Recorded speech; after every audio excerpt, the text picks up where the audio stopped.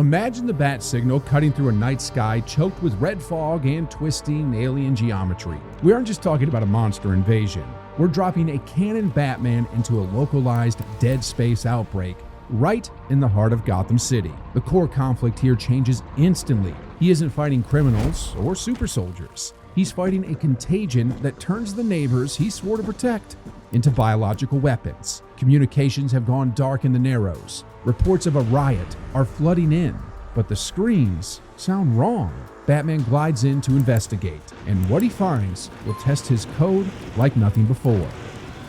Batman lands on the fire escape of an isolated tenement building, ground zero for an unearthed red marker fragment. The first thing he notices is the smell. It's not just the metallic scent of blood, it's the copper tang of recombinant biomass. He drops into the hallway, cape heavy in the stagnant air. A figure stands at the end of the corridor. It looks human, wearing the tattered remains of a GCPD uniform. But the proportions are all wrong. The spine is distended, and massive blades of calcified bone protrude from the shoulders. Batman engages, throwing a batarang to disarm, but the creature is the weapon. He closes for a tactical takedown. Here is where the problem hits. Batman's martial arts are designed for human physiology. He strikes the solar plexus, nothing happens. He breaks an arm to disable a punch. The creature just swings the jagged bone stump like a dagger. This is the center mass problem. A necromorph has no central nervous system to shut down. Its organs are vestigial mush. You can punch a hole through its chest, and it keeps coming because the motive force is alien muscle tension, not biological leverage. Batman realizes his grapple and strike rhythm is getting him killed. These things don't feel pain, fear, or need oxygen. He creates distance, grappling to a high beam in the vaulted ceiling. He activates detective mode. The cowl sensors sweep the room, switching to X-ray and thermal imaging to make sense of what he's fighting. The data is terrifying. The subject has no heat signature in the traditional sense. The skeletal structure is shifting in real time. He sees the bone density spiking in the appendages, sharpening into organic blades that rival carbon steel. The human parts are dead weight. The alien tissue is concentrated entirely in the limbs. The cowl analyzes the fluid dynamics inside the creature. The pressure isn't coming from a heart. It's a distributed hydraulic system within the mutated muscle fibers. This explains why chest trauma is useless. Batman deduces the rule that Isaac Clarke learned the hard way. To stop the threat, you have to remove the mobility. He drops back, adjusting his gauntlets. A slasher lunges. Instead of a block, Batman uses his forearm blades, scalloped specifically to catch and break swords, to catch the limb. With a reinforced, powered strike, he doesn't just fracture the bone, he shears it off. The creature falls, dragging itself by its remaining arm. A heavy boot to the shoulder joint finishes the job, separating the last limb. The threat stops moving. He survives the first room, but the victory is short-lived. The hallway is quiet, but the vents are vibrating. The cowl picks up movement inside the walls, hundreds of signals converging on his location. Hand-to-hand combat is slow for a swarm this size. If he stays here trying to brawl with every single entity, he gets overwhelmed by sheer biomass. He needs to move, and he needs tools that do more than just bruise. The infection is spreading through the ventilation, and Batman has to shift gears from martial arts to engineer. Batman grapples to a vantage point as the vent grates buckle. The swarm is here. He performs a split-second audit of his utility belt. Against human opponents, his loadout is 80% non-lethal containment, gas pellets, glues, and blunt force projectiles. Against necromorphs, those tools are dead weight. He needs to switch to the siege compartments of the belt, the equipment usually reserved for fighting high durability threats like parademons or Clayface. First, the batarangs. Standard blunt force impact is useless here. Batman shifts to specialized variants, heated, diamond-edged blades typically used to cut cables. He isn't aiming for a knockout, he's aiming to sever joints, turning his range game into a flurry of surgical amputation. Explosive batarangs become critical too. By embedding a charge into the joint of a charging brute, he replicates Isaac Clarke's plasma cutter, blowing limbs clean off the torso. Then there's the explosive gel. Using a breaching tool, here it becomes the version of the line gun's mines. The narrow hallways are usually a death trap, but Batman turns the environment into a weapon. He sprays the gel in a staggered pattern. As the horde rushes him, he waits for them to step into the kill box and detonate. The blast at knee height shatters their legs, instantly neutralizing the mobility of multiple targets. However, Batman cannot simply tank the damage if they get close. We have to analyze the armor physics. Isaac Clarke's engineering rig is designed to withstand asteroid debris and industrial accidents. It's a heavy, pressurized deep-sea diving suit for space. Batman's suit is different. It's a tri-weave of Kevlar, Nomex, and reinforced carbon nanotube plating. It is fantastic against ballistic impact and slashing knives, but Necromorph blades are different. They are mutated bone rapidly calcified into organic blades that can puncture starship hulls. If a slasher gets a clean hit on Batman, that blade is going through the Kevlar like a hot needle through butter. Batman is significantly faster than Isaac, but he is far less durable. He cannot trade blows. One mistake, one grapple he can't break, and he is infected. This is where his greatest advantage comes into play, the grapnel gun.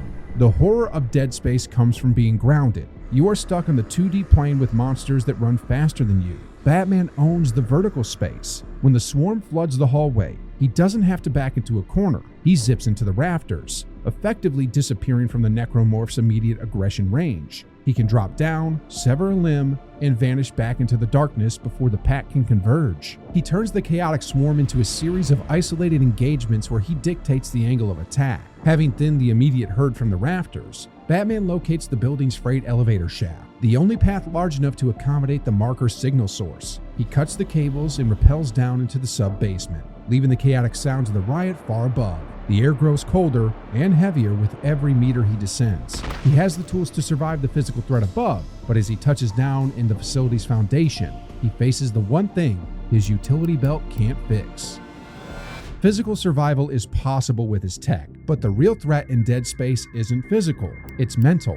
As Batman moves deeper into the facility, closer to the marker fragment, the headache begins. It starts as a low-frequency hum, barely audible, but it vibrates the fluid in the inner ear. This is the marker signal. It's an electromagnetic broadcast that rewrites neural pathways, forcing the brain to interpret dead tissue as living gods and inducing rapid onset paranoia. For an average human, this signal leads to dementia within hours. But Batman's mind is a fortress, hardened by Scarecrow's fear toxin and Mad Hatter's mind control tech. He recognizes the symptoms immediately. The shadows aren't tricks of the light. They are targeted hallucinations designed to break his specific psyche. The marker doesn't just show you monsters. It shows you your failures. In the flickering strobe of the hallway lights, Batman doesn't see a Necromorph. He sees Jason Todd, beaten and bloody, asking why Bruce didn't save him. He turns a corner and sees his parents standing in a pile of biomass, whispering that they can all be together again if he just gives in. The marker's directive, make us whole, twists into a promise of absolution of his greatest sins. Most minds would snap. However, Batman has a contingency for his own insanity. In the comics, we've seen the Batman of Zur-Anar, a backup personality constructed through trauma-induced hypnosis, specifically to take over if Bruce Wayne's mind is compromised. While he might not go full colorful costume crazy here, the principle stands. Batman can mentally compartmentalize the infection. He treats the hallucinations as corrupted data streams, acknowledging them without engaging them. He effectively firewalls the marker signal, locking the intrusive thoughts in a metal box so he can focus on the mission. But there is a cost. Resisting a godlike alien signal requires immense cognitive load. It's like running a complex simulation on a computer while trying to play a high-end video game. The system lags. Batman's reaction time slowed down by milliseconds. He hesitates for a fraction of a second before striking a slasher that looks like Commissioner Gordon. That hesitation is dangerous. Furthermore, the psychological stress of the physical combat is unique here. Batman has a strict no-kill rule. Technically, Necromorphs are already dead, so he isn't breaking his code. But visually and viscerally, he is tearing apart the bodies of people he swore to protect. He is dismembering Gotham citizens. The marker screams at him that he is a butcher, even with his mental conditioning.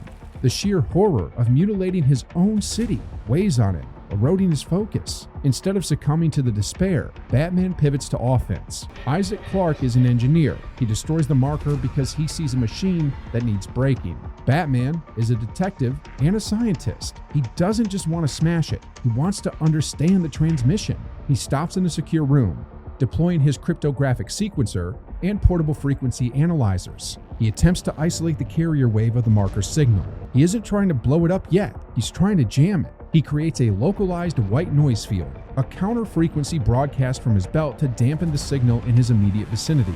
It doesn't stop the whispers completely, but it turns the violence down enough for him to think. He has stabilized his mind, but he has lost time. While he was fighting the ghosts in his head, the physical situation on the ground has spiraled out of control. The biomass hasn't just been waiting for him, it has been growing. The corridors of the tenement are gone. In their place is a pulsating tunnel of meat. The infection has reached critical mass, accelerating the necromorph life cycle beyond anything natural. Batman isn't just facing shambling slashers anymore. He's dealing with the heavy infantry. A brute crashes through a load-bearing wall, its armored carapace impervious to standard explosions, roaring with the sound of grinding tectonic plate. Lurkers scuttle across the ceiling, firing calcified barbs from 3 distinct angles. The building itself is screaming, the walls groaning as the corruption digests the concrete to feed the hive mind. Batman performs a rapid strategic reassessment. The cowl data is unequivocal. The infection rate is exponential. This is a biological wildfire, not a riot. His objective shifts instantly from rescue to scorched earth. If this biomass reaches the sewers, Gotham falls in less than 24 hours. He spots a survivor, a figure trapped in the fleshy webbing on the wall. He moves to cut them down, but the body begins to convulse. The chest cavity splits open, revealing writhing tentacles. It isn't a survivor, it's a trap, a guardian. The realization hits him with the force of a physical blow. There is no one left to save inside this perimeter. Every living thing is either dead or repurposed. He reaches the basement boiler room, the heat signature of the marker pulsing like a second heart. But guarding it is a nightmare. A massive amalgamation of bodies, fused into a towering monstrosity that barely fits in the room. This is his boss fight. In a video game, you'd shoot the glowing yellow weak points. In reality, Batman knows his remaining explosives won't carry enough yield to kill something this dense before it crushes him. He has to use the environment. He spots the industrial coolant pipes running along the ceiling and the high-voltage junction boxes powering the facility. He switches to a defensive posture, using the grapple gun to zip between pillars, baiting the creature. He isn't trying to hit it, he's trying to position it. When the beast charges, Batman dives, letting it smash into the generator. Sparks shower the wet tissue, stunning it. He throws a remote claw batarang, ripping the coolant pipe open. Thousands of gallons of sub-zero liquid nitrogen flood the room, instantly freezing the wet, exposed tissue of the monster. As it shatters under its own weight, Batman moves to the marker. He cannot move it. He cannot safely study it. He has to bury it. He accesses the building's structural schematics. He rigs his remaining explosive gel to the main support columns. This is the hardest choice Batman has to make. To stop the spread, he has to bring the entire building down. He is effectively destroying a piece of his city and burying any potential survivors in the upper floors to ensure the infection dies here. It goes against every instinct he has to save life. But the logic is cold and undeniable. He triggers the countdown. The evacuation protocol is simple. There is no evacuation. He grapples up the elevator shaft as the charges detonate. The foundation liquefies. The building implodes, sealing the marker and the necromorphs under 10,000 tons of rubble. Batman bursts from the smoke onto the street level, his suit torn, his cape shredded, landing hard on the asphalt as the dust cloud swallows the block. So, could Batman survive a Dead Space outbreak? The verdict is yes, 9 times out of 10. His tactical paranoia, gadgetry, and mental conditioning make him the ultimate survivor for this specific horror. But survival isn't victory. He didn't save the day. He just managed a successful quarantine. He stands alone in the ruins of a decimated neighborhood, alive but haunted. If you want to see us drop Iron Man into the Silent Hill fog, hit like and subscribe so you don't miss it.